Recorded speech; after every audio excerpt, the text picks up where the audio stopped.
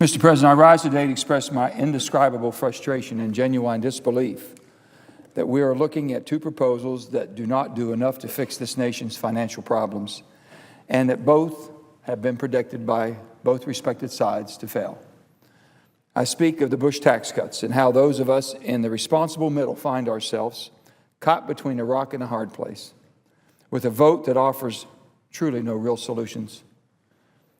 It is no secret that I prefer fixing the problems this country faces, like most of my colleagues. We all have a different approach on this. We are hurtling towards $16 trillion in debt.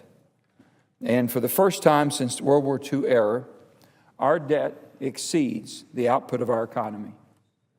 Even our generals say the greatest threat this nation faces is not a foreign power or a terrorist organization, but the debt that we have created ourselves.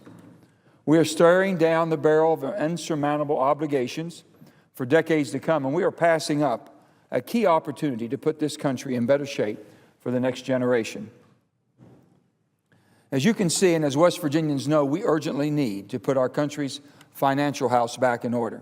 And the people of West Virginia are tired of temporary solutions to our long-term problems. As I have said so many times, I will work with both sides of the aisle, Democrats and Republicans, on a comprehensive solution that lowers tax rates, broadens our revenue base, closes loopholes, cuts spending, and reduces our debt, like the framework proposed by the Bowles-Simpson plan. Unfortunately, neither of the proposals on the Bush tax cuts will solve our long-term debt and fiscal problems. At the same time, with our debt problems getting worse every year, we must come together to take responsible action and fair steps towards reducing our debt, even if they are only temporarily. Let's look at the two proposals that have been offered. One from my Republican colleagues in the House that unfortunately kicks the can down the road entirely and extends these tax cuts at a cost of $400 billion. What people don't know is that even though it would extend tax cut for the wealthiest, and this is what they really don't know, it would actually get rid of some tax reductions for the middle and low income Americans, like the expanded child tax credit. That is tremendously unfair, Mr. President. And another proposal from the Democrats here in our Senate, our side, would cost about $250 billion, which is at least starting to move in the right direction to reduce our deficit. And it keeps a tax cut for more than 99% of all West Virginians and high percentage in every state such as your own. When considering these two proposals, I kept two priorities in mind: putting our fiscal house back in order and restoring fairness to the tax code. So while I would prefer a bipartisan comprehensive solution, I will support the plan to keep taxes low on families that make less than $250,000. According to the latest available figures from the West Virginia Department of Revenue, more than 99% of all West Virginians will get a break on their taxes under this proposal. And the wealthiest among us will pay the rates that they did during Bill Clinton's presidency, which was the greatest era of prosperity that I can remember in my lifetime. On the other hand, the proposal that includes extending the tax cuts for the wealthiest Americans carries a heavy price for this nation. It's about $150 billion more than the Democrats' proposal.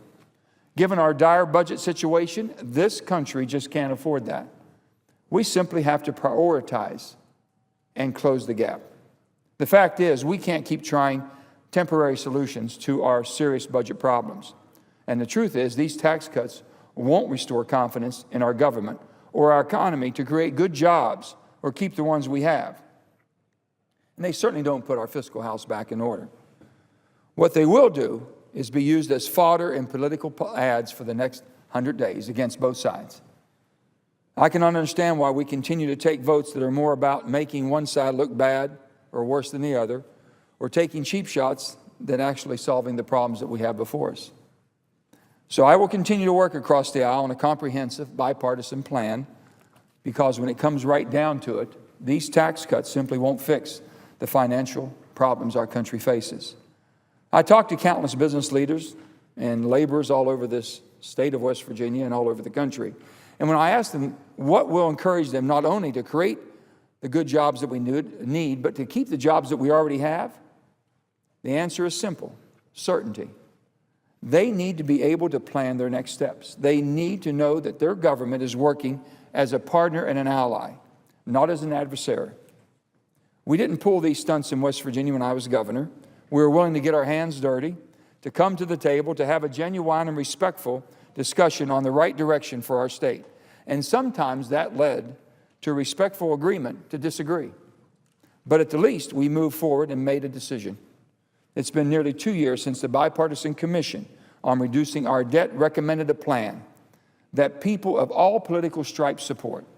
It's time to go back to that framework and provide this country with an honest solution. In fact, the only thing that seems to be holding our feet to the fire right now is the sequester, which is becoming quite the scary term around here. For people who don't live and work in the Beltway, here's what the sequester is.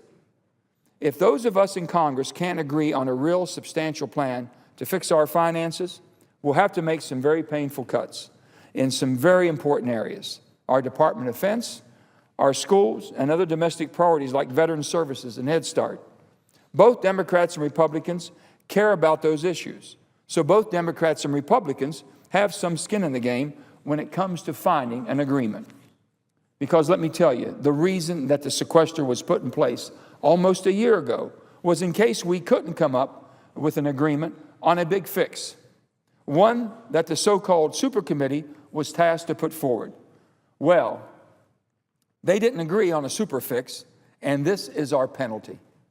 I really believe that the greatest mistake that we could make would be to walk away before the end of the year and not vote on a clear direction to fulfill the commitment and promises that we made to the American people, which was that we would fix the country's financial problems or the sequester would go into effect.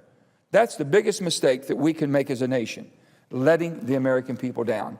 So now, a year after Congress has failed to reach an agreement, I'm surprised to find that some of my colleagues who voted for the sequester, knowing full well that Congress needs the threat of painful cuts before we can get anything done, are complaining about something they supported.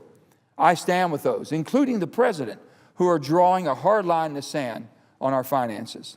Like it or not, this painful sequester is the linchpin to a better government and a better agreement. It's the only way that we're going to get something bigger. And a better agreement will look a lot like the bipartisan, comprehensive Bowles-Simpson framework, not the Bush tax cuts. Because this country needs a real solution. Because this country needs to come together on that solution. Because if we can't come together, there will be dire consequences for this country, with or without the cuts in the sequester. I sincerely hope and pray and will work for a compromise. But I believe the threat of a sequester might be the only thing that will force Congress to get its job done. Thank you, Mr. President, and I yield the floor.